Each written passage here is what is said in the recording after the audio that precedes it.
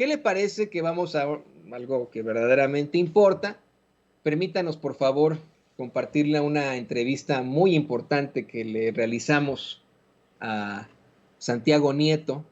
anoche. Vicente Serrano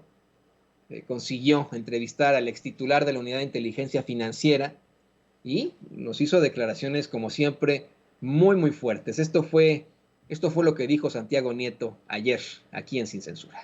Nieto, el extitular de la Unidad de Inteligencia Financiera del gobierno del presidente Andrés Manuel López Obrador, actual encargado del despacho de la Procuraduría General de Justicia del Estado de Hidalgo, ya está con nosotros para hablar del caso Genaro García Luna, porque asegura Santiago Nieto que durante el juicio contra el ex superpolicía del expresidente panista de México, Felipe Calderón, van a salir nombres. Ha señalado en entrevista para otros medios, y espero que ahora también logre descoserse Sin Censura, que México envió a las autoridades estadounidenses documentos que prueban que políticos federales y estatales ayudaron a García Luna a hacer contratos valuados en millones de dólares. De acuerdo con Santiago Nieto, el gobierno mexicano entregó a fiscales de Nueva York sus pesquisas por posible lavado de dinero, sin importar que lo estén juzgando por tráfico de drogas, principalmente porque se hizo contratista gubernamental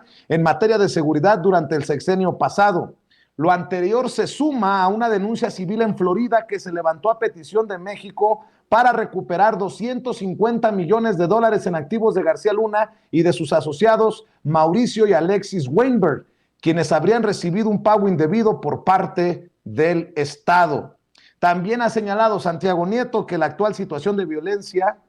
se generó a partir de los acuerdos que hizo el que está a punto de ir a juicio, Genaro García Luna, con algunas organizaciones. Bueno, para hablar de estos detalles, saludo a Santiago Nieto y le agradezco siempre al doctor Nieto que nos tenga confianza para hablar sin censura. Santiago, te mando un abrazo, buenas noches. Un saludo a ti y a tu auditorio y qué bueno que me volviste a invitar a tu programa.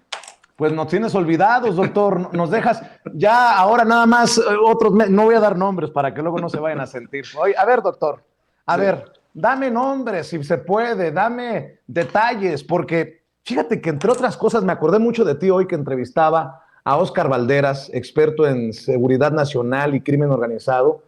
que hacía referencia a algo que escribió él para la revista MX sobre Genaro García Luna, que de alguna manera participó y facilitó reuniones o supuestas reuniones del Chapo Guzmán con el exgobernador de Tamaulipas, Francisco García Cabeza de Vaca, en Los Cabos.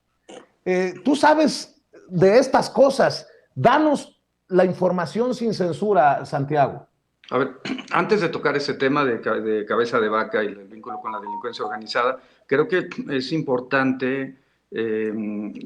contar la historia. Y la historia empieza en reuniones entre el gobierno mexicano y el gobierno norteamericano, en las cuales se plantea que había algo raro en la vida de García Luna, que recordemos estuvo muy pegado a Estados Unidos durante mucho tiempo y fue efectivamente el secretario de Seguridad todopoderoso de Felipe Calderón y el que ideó esta pues mala concepción de la guerra contra el narcotráfico que generó 13,000 desaparecidos en Tamaulipas, 11,000 cuerpos óseos, estructuras,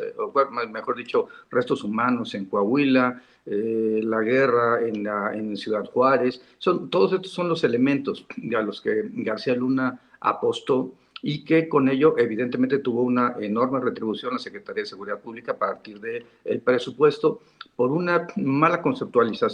de parte de Felipe Calderón, que lo que buscó fue legitimar su gobierno después de la crisis electoral del año 2006, a través de la violencia contra un enemigo que pensó que todos tendríamos el mismo enemigo, y evidentemente sí, la delincuencia organizada, pero que era un enemigo sin rostro, o con muchos rostros, mejor dicho, y esto implicó que cada vez que se cortaba una cabeza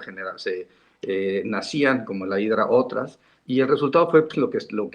que estamos viviendo, esta pesadilla que inició en esos años. Es decir, el incremento periódico, paulatino de la violencia a partir de un esquema mal entendido de combate a la delincuencia organizada. ¿Qué se debió de haber hecho? Y creo que es parte de lo que se ha querido hacer en esta administración. Es, uno, combatir el sicariato, por supuesto,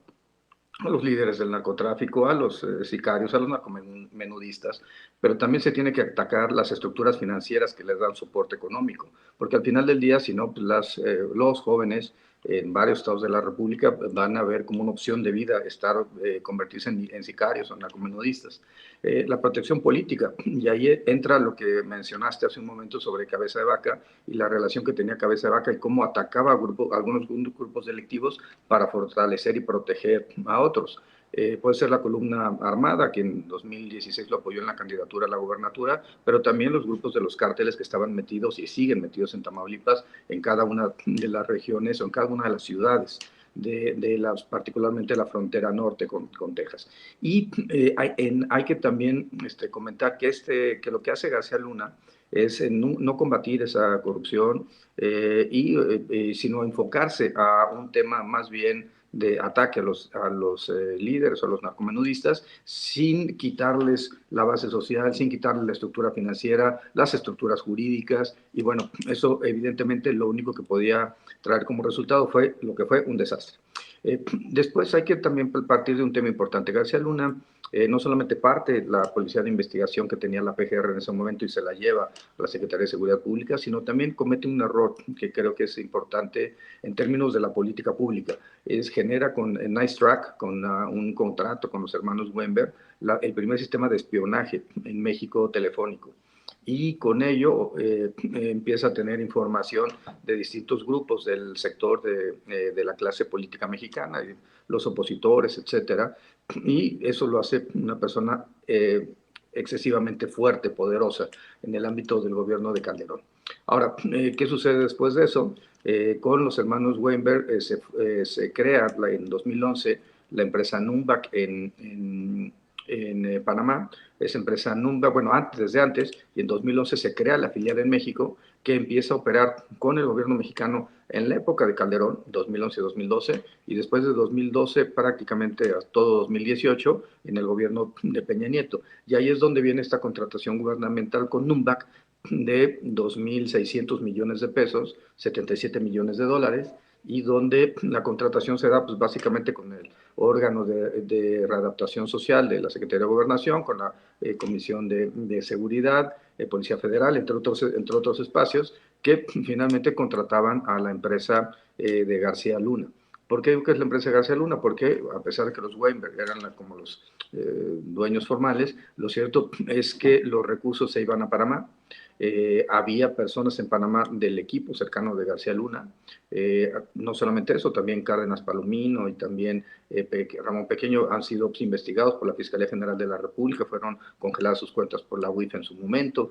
y ese dinero que llegaba a Panamá servía para pagar el nivel de vida de García Luna en Estados Unidos, y había transferencias, por supuesto, a Tel Aviv, a Curazao, a Letonia, a evidentemente Estados Unidos, Panamá, como ya mencioné, y eran una mecánica, insisto, de corrupción gubernamental. Ahora, hay dos cosas, hay que plantearlo así. En Estados Unidos se está investigando la causa penal contra García Luna tiene que ver con narcotráfico, con vínculos con la delincuencia organizada. Pero también lo cierto es que el dinero que él ejercía, llegado de la delincuencia organizada o llegado de actos de corrupción política en Estados Unidos, era un ejercicio de lavado de dinero. Finalmente estaba ingresando al sistema financiero norteamericano recursos de naturaleza ilícita, sea por delincuencia organizada o hubiera sido por corrupción política. Y en todo caso, pues ese es un tema que las autoridades norteamericanas podrían tomar en consideración en el juicio que se está llevando a cabo. También lo que es cierto es que en México la denuncia que presentó la UIF en su momento, que la Fiscalía Anticorrupción tiene, estaba pues, relacionada, y delincuencia organizada, estaba relacionada con temas de corrupción política, pero eso no exime a quien se investigue por nexos con la delincuencia organizada, sobre todo de cara a lo que se va a ventilar en este proceso, donde hay muchos testimonios en el caso del juicio del Chapo y en otros anteriores, en donde se menciona que García Luna recibía millones de dólares de parte de grupos de la delincuencia organizada, particularmente del cártel de Doctor, Sinaloa. Sí. déjame preguntar.